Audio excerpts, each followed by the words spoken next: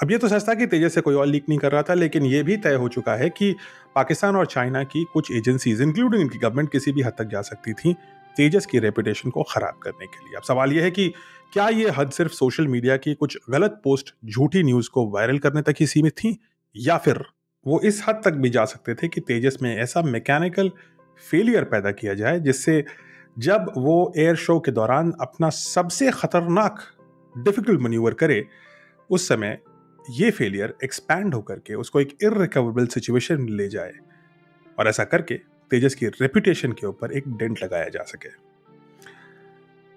इन तीनों में से कौन सी बात सही है, कितनी लाइकली है, ये एग्जैक्टली तो किसी को नहीं पता, इट्स टू अर्ली। लेकिन आपको क्या लगता है, इन तीनों possibility, human error, machine error या साबोटाज में से कौन सी पॉसिबिलिटी आपको लगता है कि ज्यादा लाइकली है? क्यों लगता है? कमेंट्स पे शेयर करिए, हम उस पर चर्चा करेंगे, फर्दर वीडियोस बनाएंगे। फिलहाल के लिए तेजस की इस पूरे एक्सीडेंट के ऊपर एक हाई लेवल इंक्वायरी भारत कर रहा है और आने वाले कुछ दिनों में आई एम वेरी होपफुल कि हमें एग्जैक्टली पता लगेगा कि प्रॉब्लम क्या थी, और ना सिर्फ प्रॉब्लम क्या थी, इसका सोल्यूशन क्या है।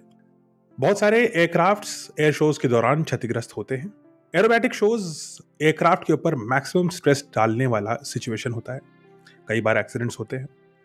लेकिन इन एक्सीडेंट्स की वजह से किसी एयरक्राफ्ट की क्वालिटी के ऊपर सवालिया निशान लगाना या किसी पायलट की कैपेबिलिटी के ऊपर सवालिया निशान लगाना बेहद गलत है। हाई स्ट्रेस सिचुएशन में मशीन्स भी फेल होती हैं और इंसानों से भी गलती हो सकती है, लेकिन इस नतीजे पे कंक्लूसिवली पहुंचना समय से पहले would be a wrong step.